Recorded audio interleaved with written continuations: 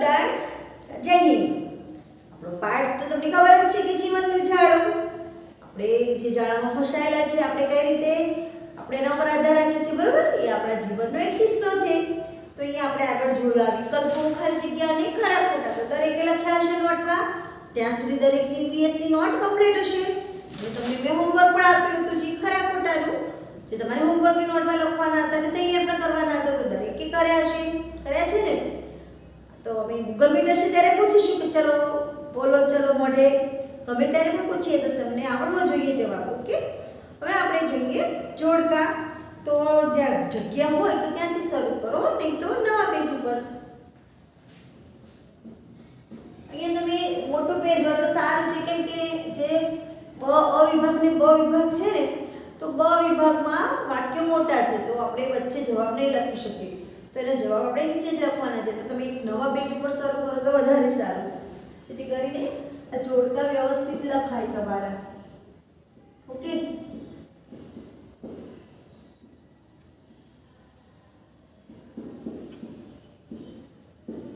અહીંયા આપણે અલગ અ વિભાગ અને અહીંયા બ વિભાગ લખીશું. વચ્ચે આપણે જવાબ નહીં લખીએ, નીચે લખીશું. ઓકે,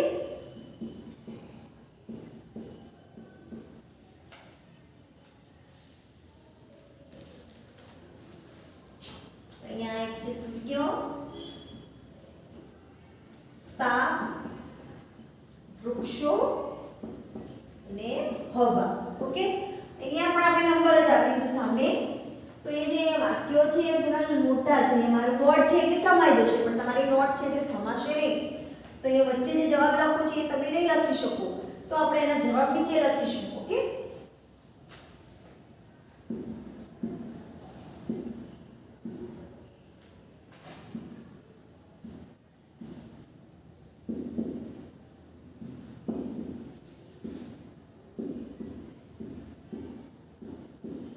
બે નંબર.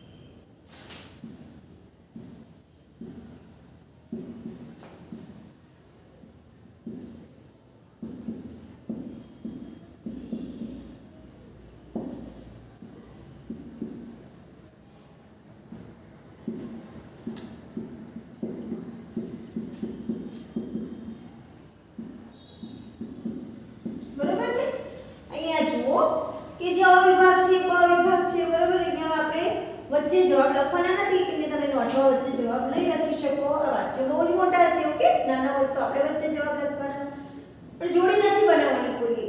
હવે આપણે આ અ વિભાગ ને બ વિભાગ સાથે જોડવાના છે કે જે આ વસ્તુઓ છે તો આપણને શું કામમાં ઉપયોગી છે, તો આપણને શું આપે છે. ઓકે, તો અહીંયા આપણે જવાબ કરીને લખીશું. દરેક આ પ્રમાણે લખીએ, તમારા હાસ્ય છે ત્યાં. હવે અહીંયા આપણે નંબર 1 પહેલા આપણે લખી દઈએ. સૂર્ય, પછી ડેશ, સાપ, વૃક્ષો અને હવા. દરેક આ પ્રમાણે લખી કાઢો. ઓકે, પછી આપણે જવાબ જોઈએ અને એ જવાબ આપણે નીચે લખીશું.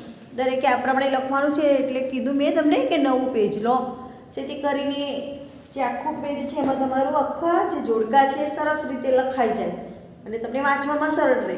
નહીં તો પછી અડધા આગળ ને અડધા પાછળ લખશો, તમને પછી જવાબમાં એ થશે. ઓકે, તો દરેકે નવા પેજ ઉપર જ લખવાનું છે જોડકા, અને સારા અક્ષરે છૂટા લાઈનો છોડીને સ્પષ્ટ લખાણ હોવું જોઈએ દરેકનું. અને ઘરે બેઠા અત્યારે આપણે ભણી રહ્યા છીએ, જે ઓનલાઈન સ્ટડી કરી રહ્યા છીએ, તો એ ટાઈમમાં તમારે અક્ષરો પણ સારા થઈ જવા જોઈએ. જેના ખરાબ છે એના માટે. ઓકે, જેના સારા છે એને તો વાંધો નથી, પણ જેના અક્ષર બહુ જ ખરાબ છે એ ઘરે પ્રેક્ટિસ કરે સારા અક્ષર કાઢવાની. સારું, આપણે જવાબ જોઈશું હવે. તો અહીંયા નંબર 1 આપેલો છે કે સૂર્ય. તો જે સૂર્ય શું છે, તો ફળ ફૂલ આપે છે નહીં.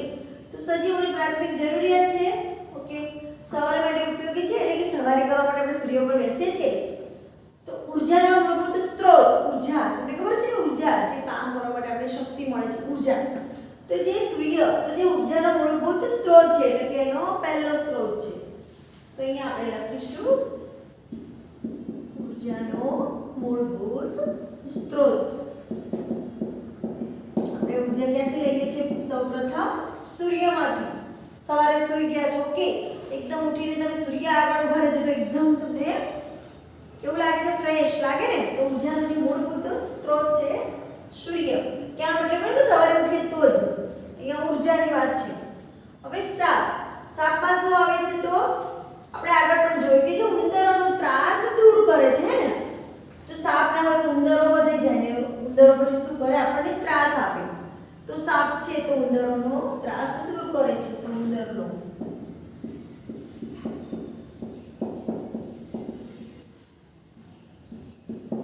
ઓકે. એના પછી છે વૃક્ષો.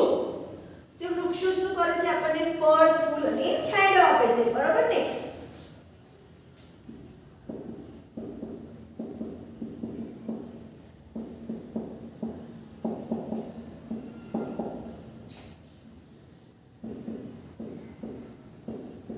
ત્યારબાદ છે હવા. હવા, તો હવા માટે હવે શું બાકી રહ્યું છે? તો સવારી માટે ઉપયોગી અને સજીવોની પ્રાથમિક જરૂરિયાત. તો જે હવા છે તમે હવાને જોઈ શકો છો? નથી જોઈ શકતા આપણે.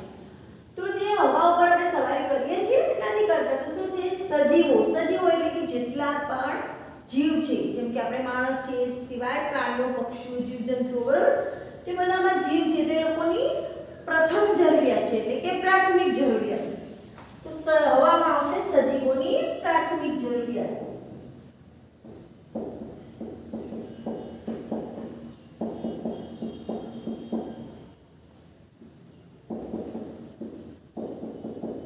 ઓકે, તો લખી કાઢો સારા અક્ષરે.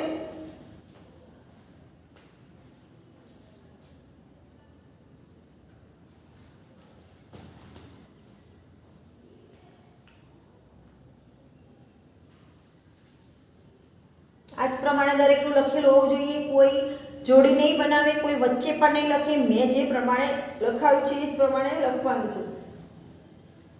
ખાલી આજ નહીં, જે પણ વસ્તુ જે પ્રમાણે તમને લખાવવામાં આવે એ જ પ્રમાણે લખવાનું. ઓકે.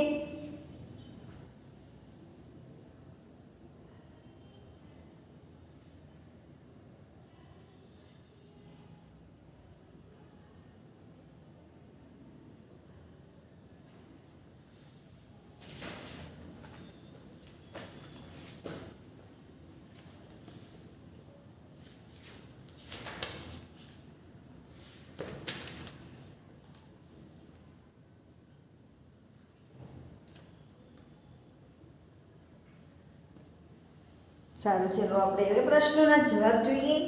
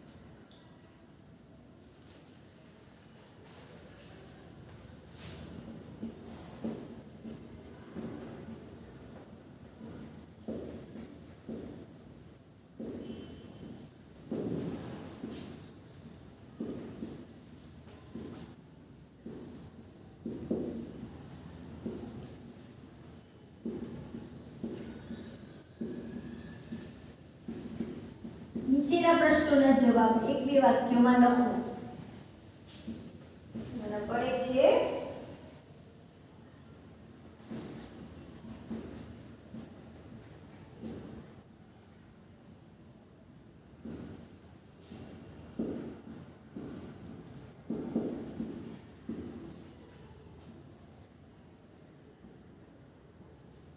માણસને જીવવા માટે શાની જરૂર પડે છે? આપણે આગળ વિકલ્પમાં પણ જોયું છે ને, તો હવા, પાણી અને ખોરાક.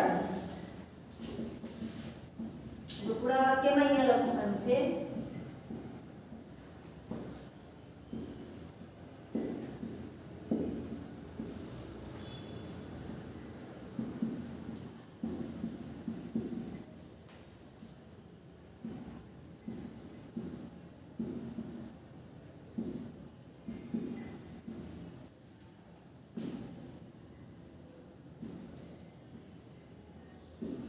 માણસને જીવવા માટે હવા, પાણી અને ખોરાકની જરૂર પડે છે. એના પછી છે 2 નંબર.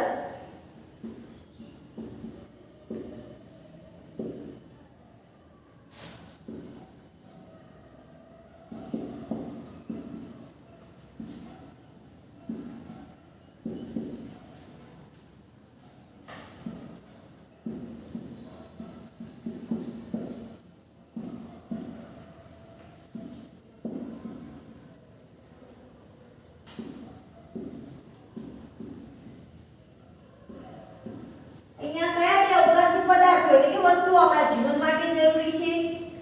ચલો કયા છે? તો એક ચંદ્ર છે અને સૂર્ય જે આપણા જીવન માટે ઉપયોગી છે. સૂર્ય અને ચંદ્ર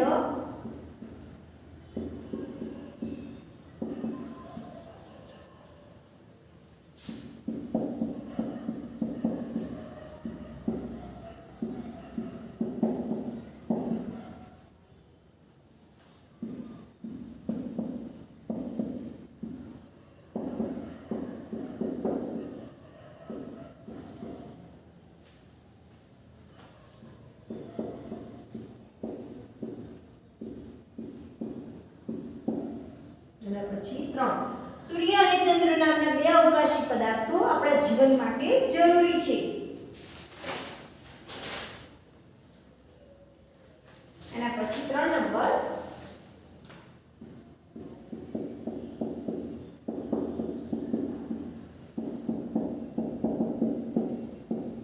જમીન શાની બનેલી છે?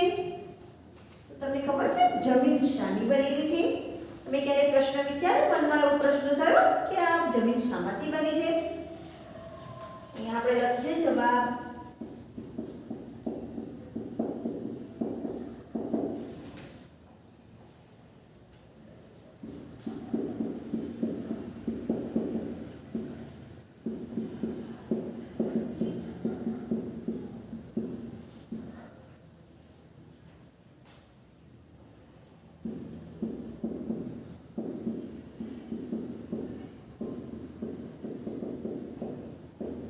જે જમીન છે, આપણે જે જમીનમાં રહીએ છીએ તેની વાત છે. તો જમીન, કાંકરા તો ખબર છે ને, માટી, કાપ તમને ખબર ના હોય તો સમજાવો કે જ્યારે વરસાદનું પાણી આવે છે, જો વરસાદ પડે છે ત્યારે જોજો એ પાણી સાથે જમીનમાંથી જે જમીન છે એમાંથી ખસાતો એટલે ઘસડાતો કાપ, ઝીણા છિદ્રો નાના એ કાપ અને સેન્દ્રિય પદાર્થોની બનેલી છે. સેન્દ્રિય પદાર્થ એટલે જેવા કે ઘાસ છે, બરોબર? ઘાસ, પાંદડા, લીલું ઘાસ, સૂકું ઘાસ, પાંદડા, માણસોના કાં તો પક્ષીઓના જે હાડકાઓ છે તે, મળ વગેરેથી, એટલે કે વગેરે શું છે? સેન્દ્રિય પદાર્થો છે. તો એ બધાથી જમીન બનેલી છે. તમને ખબર જ કે જમીન ઉપર કેટલું તમે જોજો કે કચરો હોય છે, બરોબર? એ બધું ડસ્ટ છે. પરંતુ જે પાંદડા છે, પછી જે શાકભાજીનો કચરો છે, બરોબર, જે ફળ છે, બરોબર, એ બધી છાલ, તેમજ જે માણસો છે, પ્રાણીઓ છે, એમના હાડકા, એમના જે શરીરના હાડકા છે તે, તેમજ મળ સ્વરૂપ એટલે કે મળ, જે પ્રાણીઓ છે, માણસો છે, બધાને મિક્સ થઈને આ સેન્દ્રિય પદાર્થો બને છે. તો તેની બનેલી છે. કહેવાનો મતલબ કે જમીન, કાંકરા, માટી, કાપ અને સેન્દ્રિય પદાર્થોની બનેલી છે. આટલા લખી દો, પછી આપણે આગળ જોઈએ.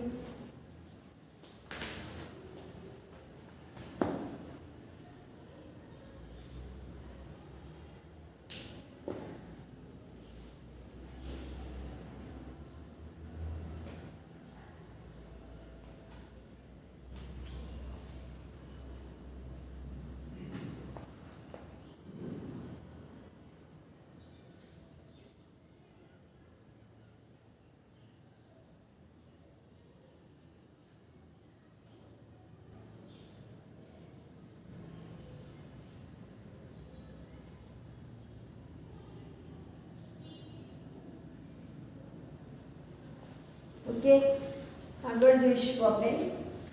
મને લૂછું છું.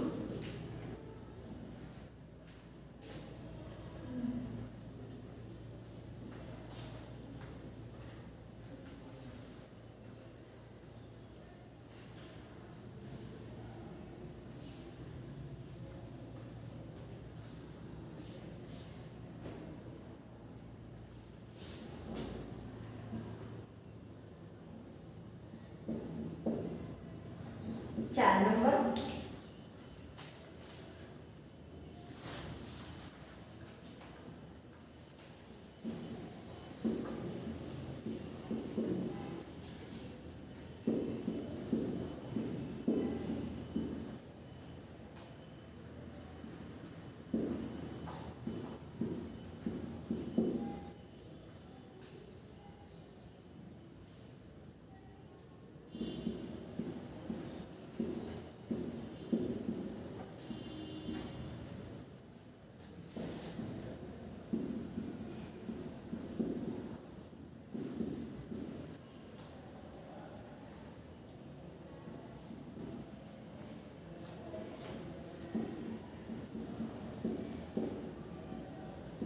આપણી આસપાસ હવા છે પણ તેની હાજરી આપણે કેમ જાણી શકતા નથી, બરોબર?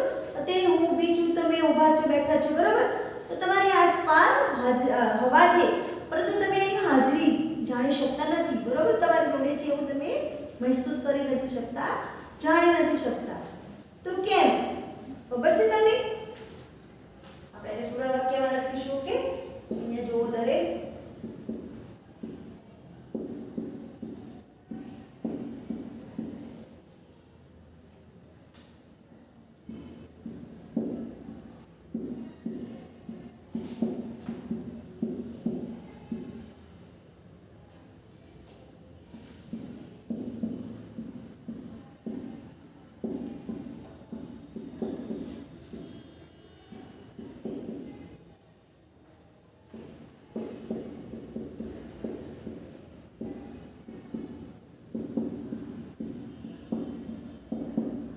આપણી આસપાસ હવા છે પણ તેની હાજરી આપણે જાણી શકતા નથી, કારણ કે હવાને શું છે? રંગ, આકાર, સ્વાદ, ગંધ હોતો નથી. તમે જોયું, જેમ કે કોઈ વસ્તુ છે, જેમ કે અમારી નોટ છે તો એનો રંગ છે, બરોબર છે? આ માર્કર છે તો એનો પણ રંગ છે, તો મને દેખાય છે. પરંતુ જે હવા છે એનો જે રંગ, ગંધ, આકાર અને સ્વાદ હોતો નથી, માટે આપણે એને આપણી આસપાસ છે તેમ છતાં પણ આપણે એને જાણી શકતા નથી.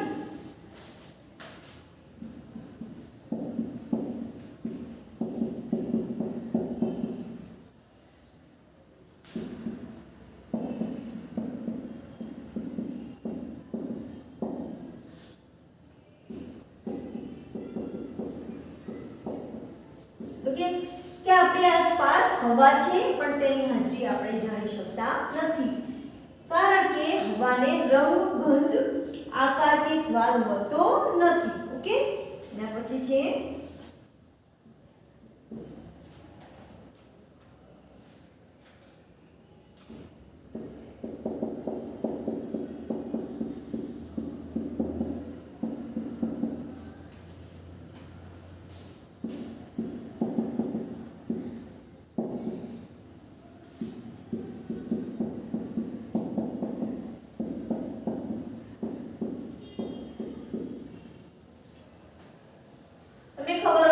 જમીનમાંથી આપણે ઘણી બધી વસ્તુઓ મળે છે, જેમ કે ખનિજો, અલગ અલગ ખનિજો, બરાબર? એ જ રીતે કોલસો છે, પેટ્રોલિયમ, કુદરતી વાયુ છે, બરાબર? વગેરે વસ્તુઓ આપણે બળતણમાંથી એટલે કે બળતણ માટે ઉપયોગી છે. તો અહીંયા જે છે ખનિજ, કોલસો,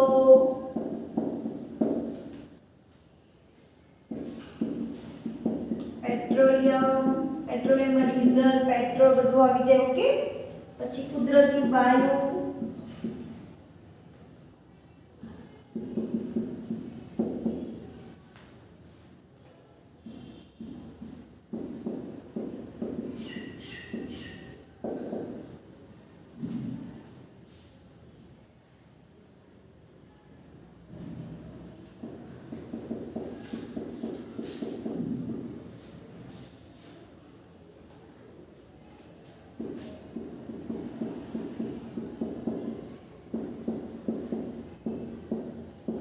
ખનિજ, કોલસો, પેટ્રોલિયમ, કુદરતી વાયુ જેવી વસ્તુઓ બળતણ માટે જમીનમાંથી મળે છે.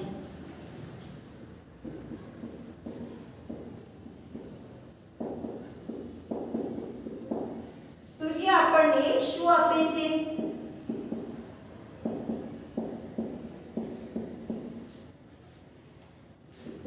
શું આપે છે આપણને? સૂર્ય તો પ્રકાશ અને ગરમી આપે છે, હે ને?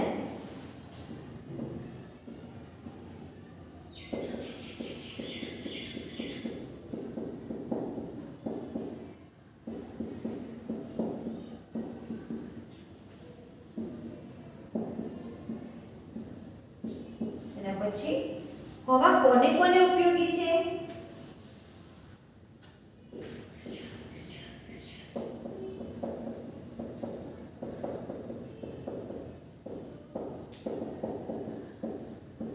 ખબર છે? હવા આપણે કોને કોને ઉપયોગી છે? તો આપણને તો છે જ, ઓકે.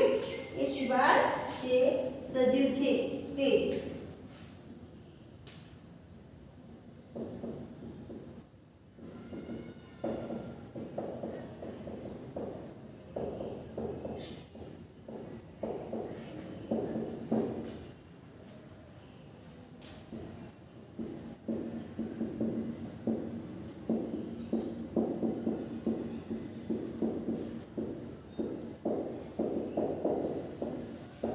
હવા મનુષ્ય એટલે કે આપણે માણસો, પ્રાણીઓ, પક્ષીઓ, જીવજંતુઓ વગેરેને ઉપયોગી છે.